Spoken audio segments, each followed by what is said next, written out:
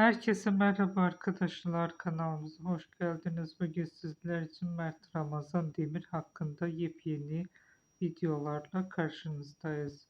Başarılı oyuncu Mert Ramazan Demir uzun süredir merakla beklenen yeni projesiyle yeniden izleyicisi karşısına çıkmaya hazırlanıyor.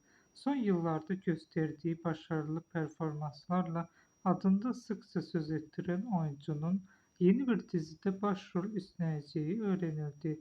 Yapım şirketinden gelen bilgilere göre Demir, güçlü hikayesi ve dikkat çekici karakterleriyle öne çıkan yeni projede Yusuf karakterine hayat verecek.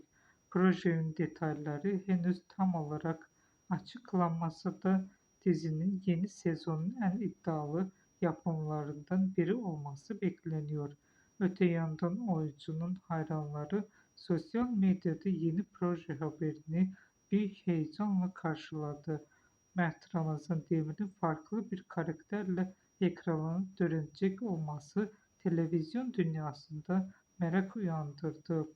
Kariyerinde önemli bir çıkış yakalayan Demir özellikle son yıllardaki başarılı dizi ve dijital platform projeleriyle geniş bir hayran kitlesine ulaşmış durumda.